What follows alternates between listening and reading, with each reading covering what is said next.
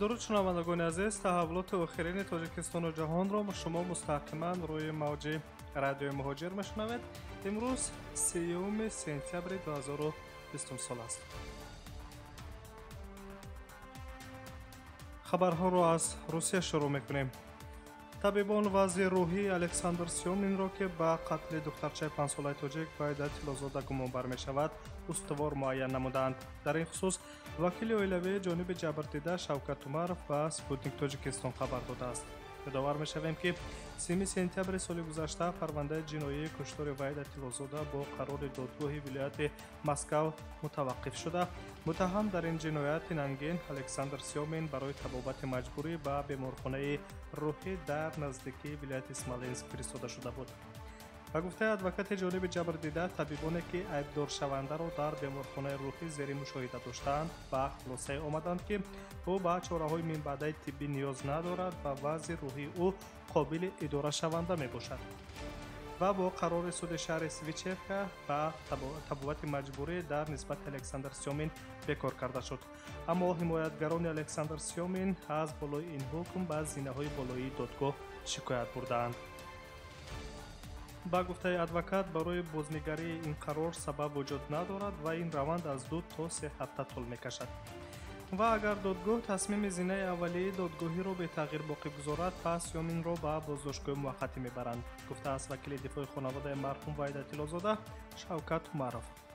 ба гуфтаи вай, тамоми заминаи далелҳо дар парванда аллакай ҷамъоварӣ шудааст ва мақомоти тафтишотӣ бояд боз як моҳи дигарро барои нигоҳдории ҷавобгар талаб кунанд. пас аз 2 моҳ парвандаи Сёмин метавонад ба суд равад, хулоса кардааст ҳимоятгар Шавкат Умаров. ёдовар мешавем ки тобистони соли 2018 дар шаҳри Серпухои вилояти Москав куштори ваҳшиёнае сурат гирифт ки қурбонии он духтарчаи 5-солаи тоҷикистони Ваҳида Тиллозода гашт. ӯ ҳангоми бозӣ аз майдончаи назди бинои истихоматиашон ногаҳон ғайб зад. ҷасади кӯдаки 5-соларо пас аз як рӯз дар ҷуздони варзишӣ дар назди роҳи оҳан пайдо намуданд. кормандони пулис бо ёрии камераҳои назоратӣ зуд гумонбари асосӣ ва ягона дар ин амали нангинро муайян карданд. гумонбари ягона дар ин ҷиноят то ҳоло Александр Сёмини 28 сола аст, чун ҳангоми кофткоб дар манзили ӯ либосҳои духтар ба изи ангуштонаш пайдо шуданд. худи Александр Сёмин худро бегуноҳ эътироф мекунад ва вакилони дифои ӯ бошанд борҳо садо баланд карданд ки вазъи рӯҳии Александр Сёмин хуб нест ва бояд ӯ дар беморхона бистарӣ карда шавад.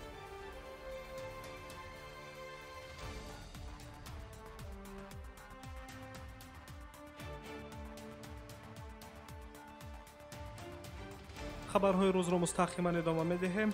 ҳамаи ҷинояткорони махсусан хавфноки аз муассисаи ислоҳии Доғистони Федератсияи Русия фирор карда буданд, аз ҷониби кормандони кофтукови ҷиноятӣ дар Калмикия дастгир карда шуданд. хабар медиҳад хадамоти матбуоти Вазорати корҳои дохилии Ҷумҳурии Доғистони Федератсияи Русия. дар байни 6 маҳкумшудае ки фирор карда буданд, 2 нафар шаҳрвандони Тоҷикистон низ ҳастанд. маҳбусон аз рӯзи фирор то 340 километрро гурехтанд ки онҳоро дар наздикии деҳаи Уланхол дастгир намуданд. расонаҳои маҳаллӣ менависанд ки тибқи гузоришҳои тасдиқношуда кормандони мақомоти ҳифзи ҳуқуқ як корманди зиндони мазкурро низ дастгир намуданд ки ба фирори маҳбусон кӯмак расонидааст. хотиррасон менамоем ки гурӯҳи ҷинояткорон меборад аз 6 нафар рӯзи 22 сентябр аз зиндони маҳаллӣ воқеъ дар деҳаи Шамхали Ҷумҳурии Доғистони Федератсияи Русия фирор намуданд. аксари ин ҷинояткорони фирорӣ барои ҷиноятҳои марбут ба маводи мухаддир адои ҷазо мекарданд, аммо 2 нафари онҳо барои куштор равонаи зиндон гардида буданд.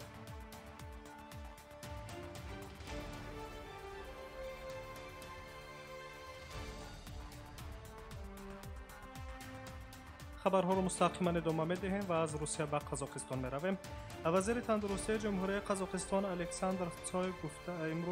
Алексей Цой имрӯз чоршанбе 3 сентябр дар ҷаласаи ҳукумати Қазоқистон гуфтааст ки аз оғози соли таҳсил 104 хонандаи мактаб ба сирояти коронавирус мубтало шуданд ки 33 нафари онҳо дар дарсҳои навбатдорӣ иштирок намуданд.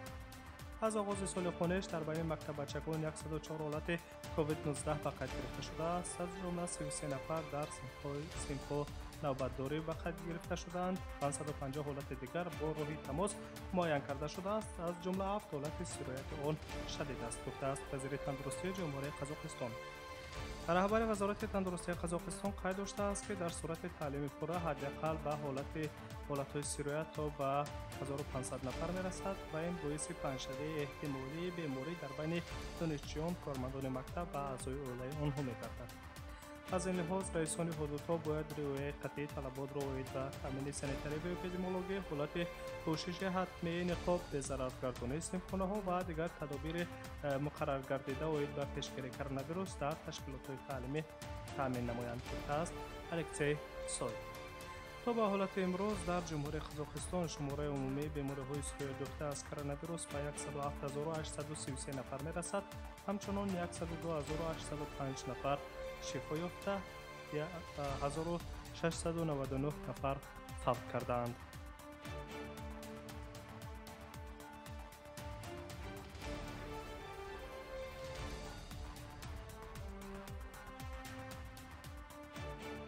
хабарҳои Тоҷикистону ҷаҳонро мустақиман мешунавед. вуруди сайёҳони хориҷӣ ба Русия бо сабаби пандемияи коронавирус то охири сол метавонад баста боқӣ монад ва дар ин давра мо то $9 миллиард аз даст медиҳем, гуфтааст президенти иттиҳоди саноати сайёҳии Русия Андрей Игнатов дар нишасти хабарӣ ба рӯзноманигорон. мо хисоротро аз бастани марзҳо барои сайёҳии воридотӣ барои Русия тақрибан $7 миллиард ҳисоб мекунем. то охири сол ман фикр мекунам ки ин шумора тақрибан $8-9 миллиард дар бар мегирад, илова доштааст Андрей Игнатов.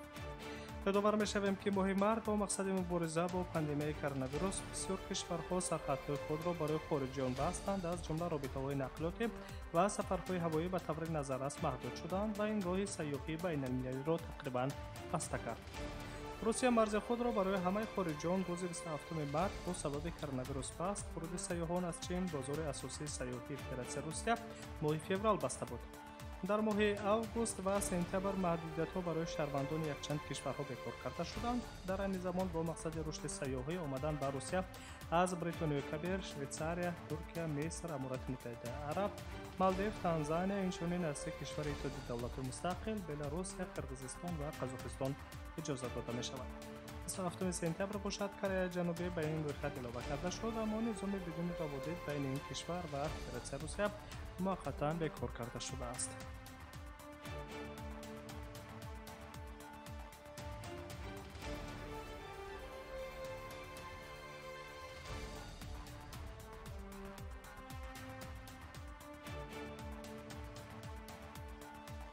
خبرهای روز را مستقیما ادامه می‌دهیم. دانشجویان خارجی پس از لغو محدودیت‌ها برای ورود به قلمرو روسیه می‌توانند برای تحصیل در دانشگاه‌ها و روسیه وارد شوند. خبر می‌دهد خدمات مطبوعاتی وزارت معارف و تحصیلات عالی فدراسیون روسیه.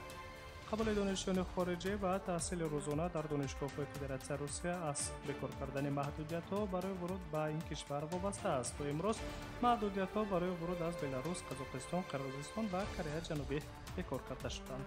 گفته می‌شود در پیام وزارت تحصیلات عالی روسیه.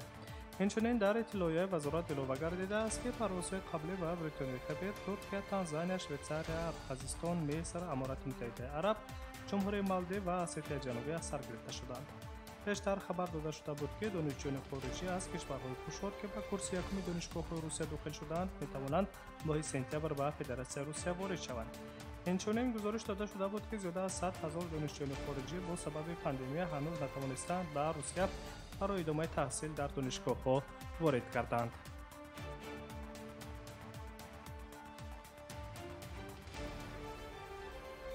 آخرین تحولات تاجیکستان و جهان را مستقیما در روی موج رادیوی مهاجر شنیدید. و شما استراحتی با فراغت سلامت باشید.